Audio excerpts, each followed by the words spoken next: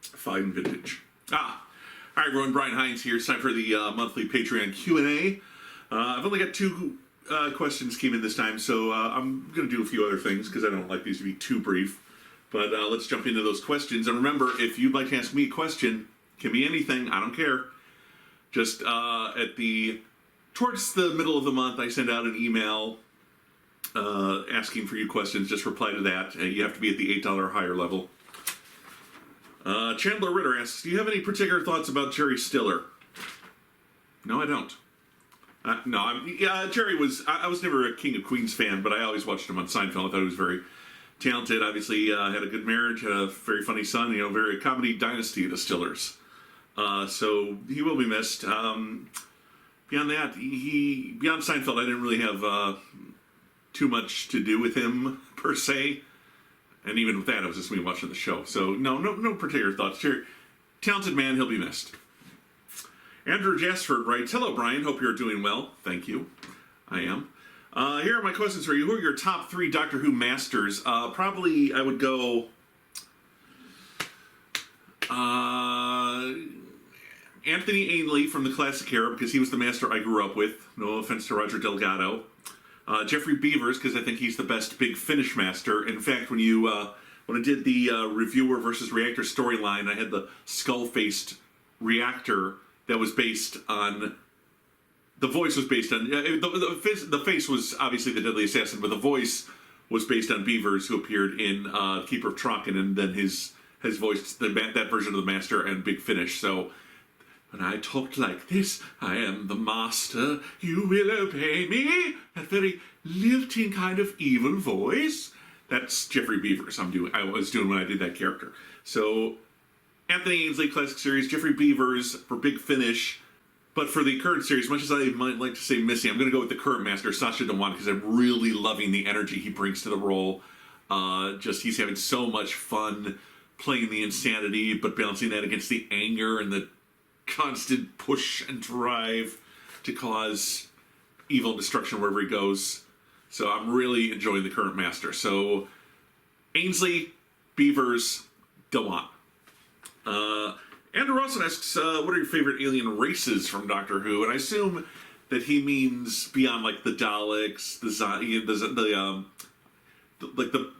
aliens who've appeared more than once and are regular reoccurring foes, like the one-off or two-off in some cases. I'm gonna go. I'm not a huge Third Doctor fan, but I do the Sea Devils, and they did. The only time any two villains ever crossed over was one time the Sea Devils teamed up with the Silurians. I'd really love to see the Sea Devils come back to Doctor Who, but and the old Silurians with the 3 eyes and the sucker mouths, not the sexy reptile ladies. I like them. What other races did I like? There was I like the robots in the Robots of Death. I just rewatched that recently from Caldor City.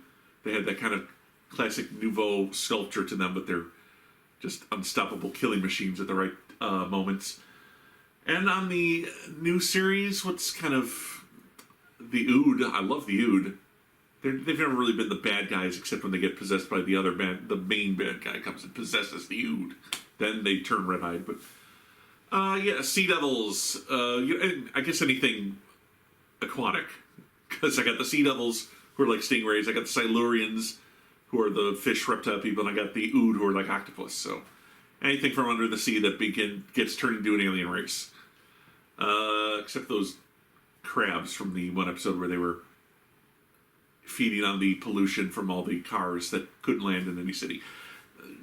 I can't remember any titles today, but that's it. What else is going on? Lockdown is finally starting to lift here in Illinois. We're in phase 3.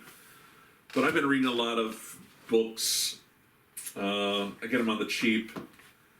So what have I been reading? I've read Wolverine, The Daughter of Wolverine, which that's a little shiny there. Let's see.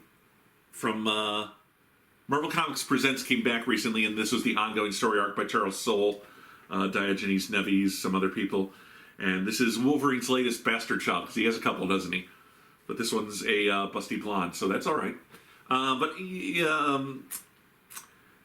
And it's the story. It's her story, how she was conceived, why she was conceived. But honestly, it was okay. It was a little dry. It was like every chapter is like a new. Every 10 years, this demon comes back and Wolverine has to fight it. And the sorceress he fights it with eventually has his child. So you got magical Wolverine daughter who now takes over fighting the demon, but dad tries to kind of free her from this burden. It's a whole generational story thing. Every 10 years, it was okay. The art's nice, but it's... And then I read the first miniseries of Symbiote Spider-Man by Peter David, who's a favorite writer of mine, and drawn by Greg Land. I know a lot of people have issues with Land. I don't. I wish he had more faith in his abilities, because then he might not... He uses a lot of photo reference. And that goes all the way back to his cross-gen days. But Peter has quit school. He's dating the Black Cat. He's got the symbiote suit. Aunt May's not happy with him. MJ's nowhere to be seen.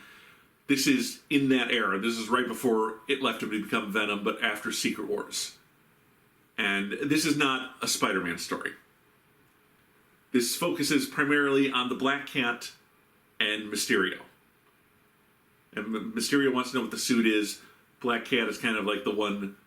We're in her head, like, do I betray Peter? What's going on? This, do I really love him? So really, Spider-Man is almost like a non-factor in these stories. He's there, but we don't really get in his head. Peter David spends most of his time analyzing Mysterio and the Black Cat. And this is another one that's okay. Unfortunately, neither of these were particularly great. I haven't read any really great trade paper. These are mostly the stories that, like, yeah, I want to read them at some point, but, like, literally, I got no comics coming in, so what the hell? I buy cheap copies on Amazon to read them.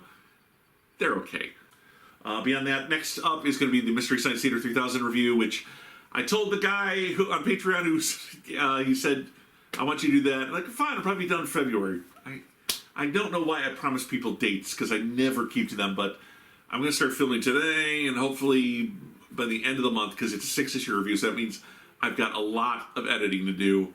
But I'll show you a little preview of what's happening. Here is, this is Tim Salvo, and he's going to be an important part of the review. he's a one-wheeled robot, but that's Tim Salvo, and you're going to be seeing him in the Mystery Science Theater 3000 comic book review.